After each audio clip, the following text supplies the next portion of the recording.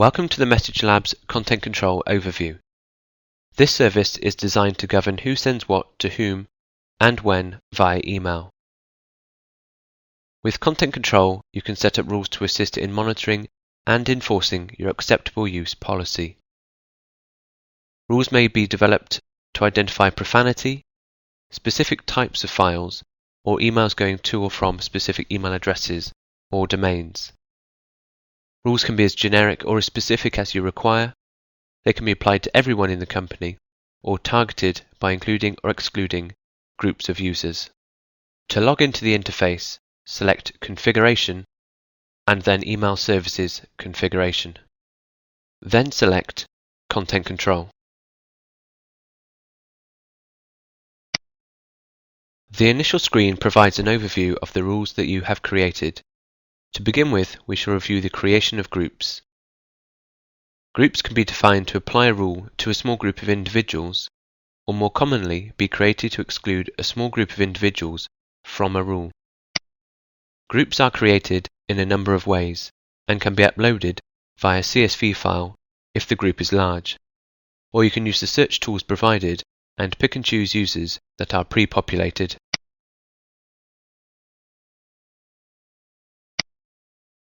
Lists define what you are looking to identify within an email, and there are 4 categories of lists that can be created.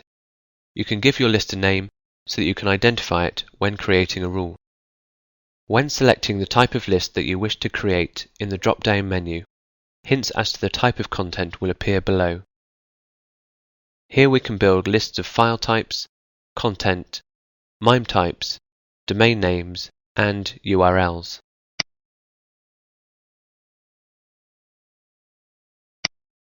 The lists can also be combined into one superlist for a rule.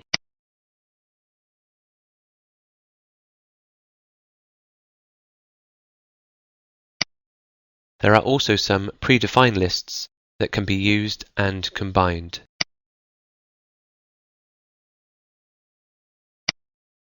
In this example, you can combine a selection of lists using the Control button and selecting with the mouse. You can select as many of these lists as you wish. It will also display the lists that have been self-created.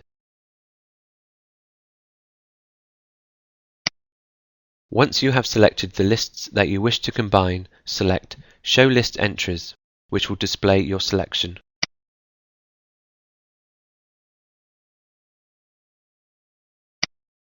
There are also some top-level settings that can be selected too. Within this section, you can configure where default notifications are sent to and from.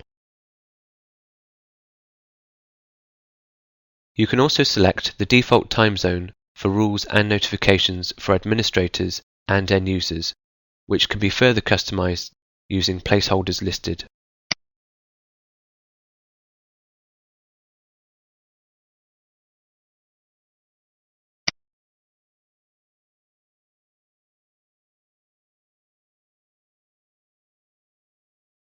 You can also select subject line text, which can be added when a rule is triggered in certain circumstances.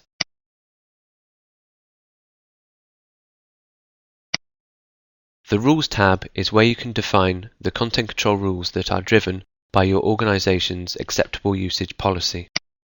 To create a rule, select the Create New Rule tab. You will initially give the rule a name. Ideally, this should indicate what the rule does. Block inbound file types, for example. This helps with troubleshooting and reporting on the success of a particular rule. Within the Sender and Recipient tab, you can define who the rule applies to. If you ignore these tabs, then the rule will apply to everybody. So in this rule, the rule is an inbound rule and applying to all external senders from the Internet. As this is an inbound rule, the recipient refers to internal users, and we would like to exclude one of our predefined groups from this rule. To do this, we select the Use Groups option in the tick box and choose the group you wish to use or exclude.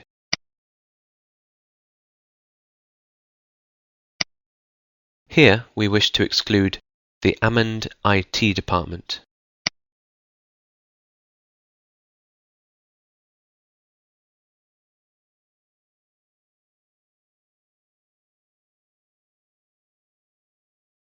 Once you have selected who you wish to apply the rules to, you can further define what content you wish to identify.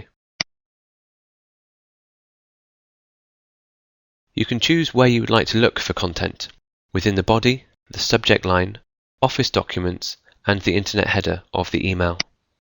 You can then base rules based on the size, encryption, importance level, and whether they are password protected. Here we are looking to identify content within an email, so we select the appropriate radio button. Select which list you would like to use in the rule.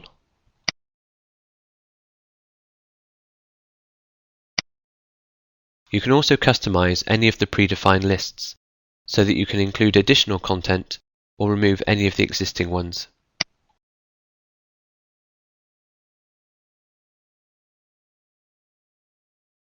Once the content has been identified, you can then select how many occurrences you wish to trigger the rule.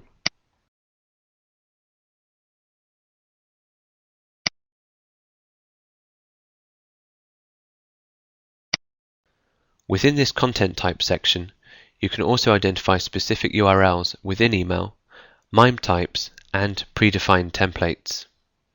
We offer templates that can be used to identify credit card numbers and national social security numbers.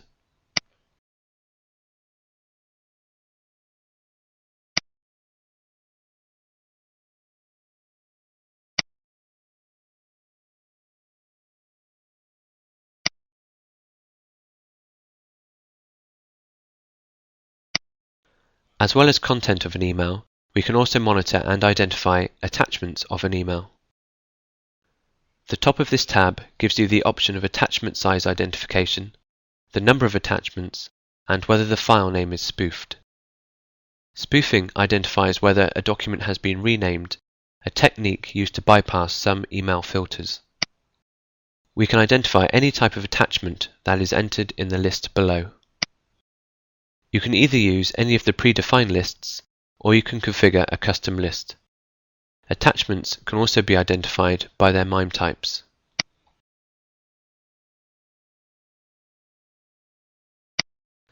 Each rule can also have a specified time period. You can also have more than one time period per rule.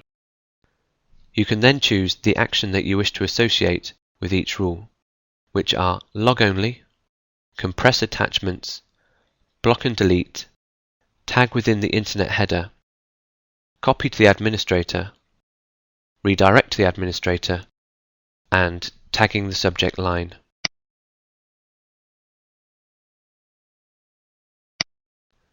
Each rule can also have its own notification email address and customized notifications.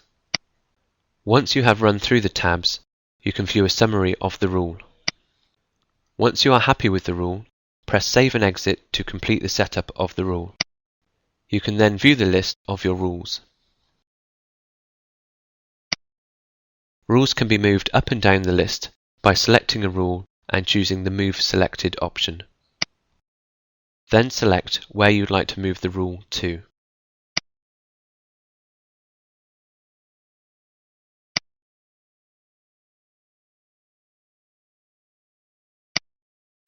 That concludes the Content Control overview.